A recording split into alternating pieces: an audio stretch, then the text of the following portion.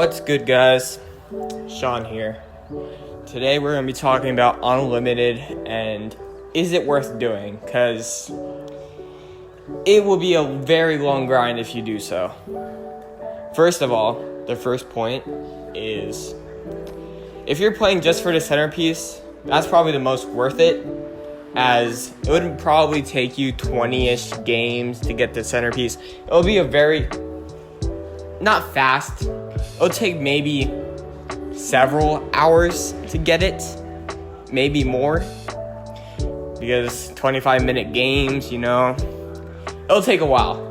Yeah, you get 2 games in an hour, it'll take a while because you need about 20 games. Math, it would be like 10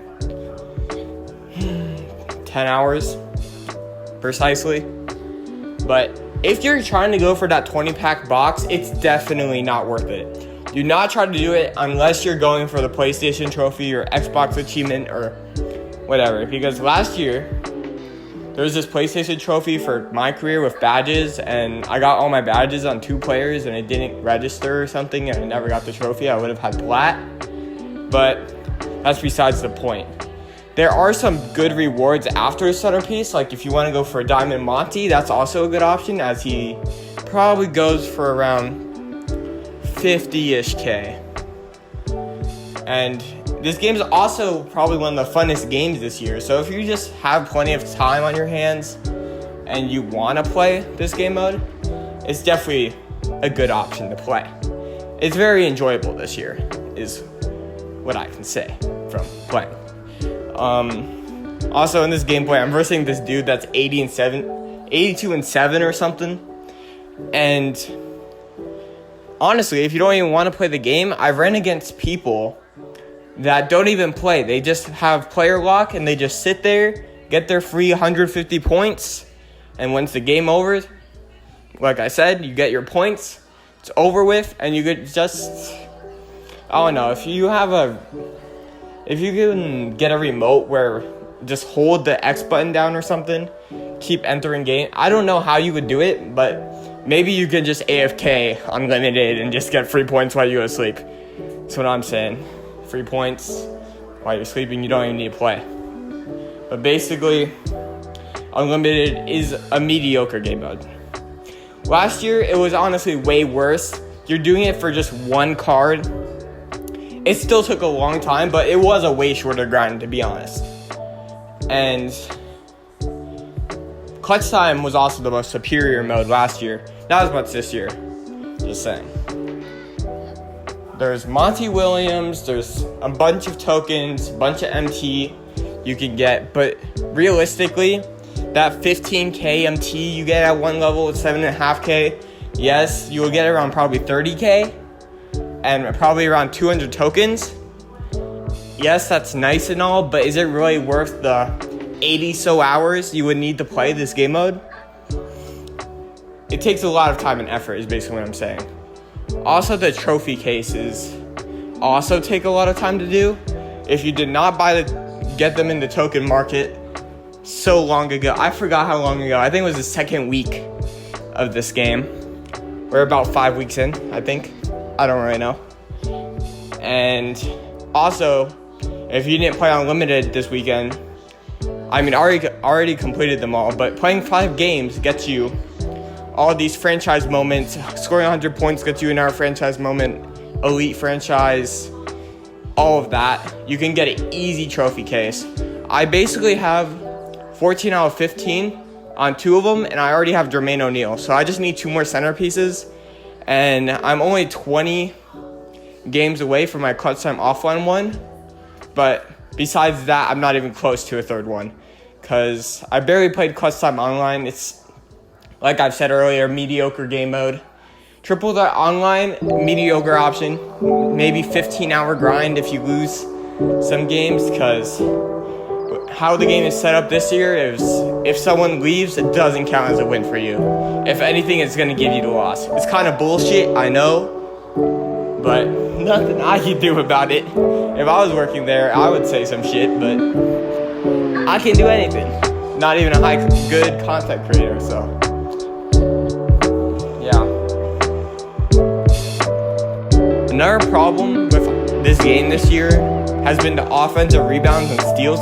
I mean, it is somewhat realistic to an extent, but when the opponent is getting like 30 offensive rebounds on you, it's not very realistic, as you can guess. Also, when they're getting like 20 steals, it's like, bro, how did your 7'2" Wilt just get a steal on my 6' point guard by a bump?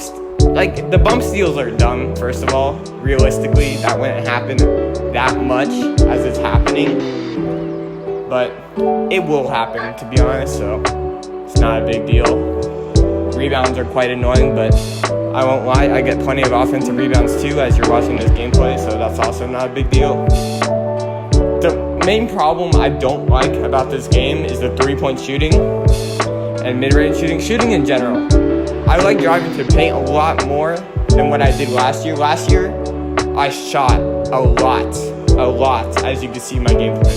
I forced shots, and I often greened them, but shooting this year is a lot more inconsistent. The jump shots have hitches in them, and sometimes it would look like a green, doesn't end up being a green, and the green windows are a lot larger this year than they seemed to be last year, but that's the only difference. But shooting is more difficult because slightlies don't go in.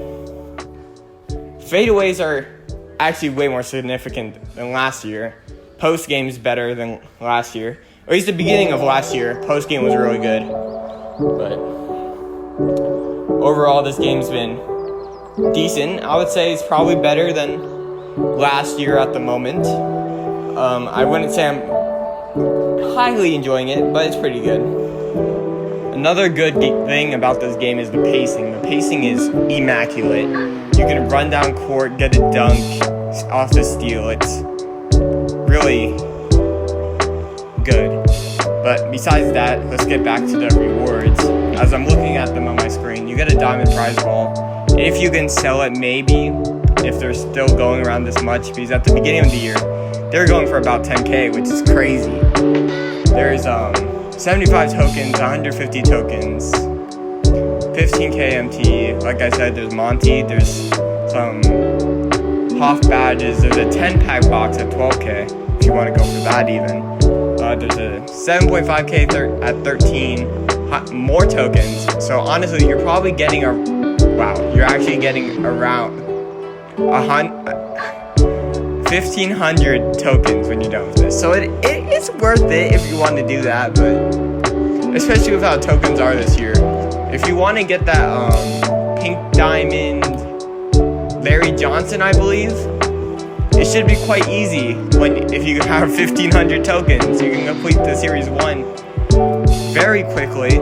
I'll give you maybe 15 cards for every team, so 15 times 30, which will probably be around 450 cards when you're done, so that'll be worth it, because I don't think every team has 15. Some teams have 13 and whatever, but that's definitely worth it if you want to go for that Larry Johnson. Then you can just use some of the MT and pick up that Larry Johnson. I'm not sure how good it is, because it's not like I have it. I'm not all money spent, plus I have not grinded to that point. I'm only at 7K, as you probably saw at the beginning of the video, or you'll see at the end, because in the beginning I don't think I showed my record. But you get a bunch of MT tokens, you get a pink diamond prize ball, which I also think will sell for around 10-15K. And then the 20-pack box. It's actually, now that I'm looking at it, it's definitely worth time, but it is a very long grind, don't get me wrong. So, overall, I would say that, I know earlier I said it's not worth it, and I honestly still believe it's not. As, like I said, you need a lot of free time to do this. Most people have school, like me, and work to do, so you would need to put a lot of your free hours into this game to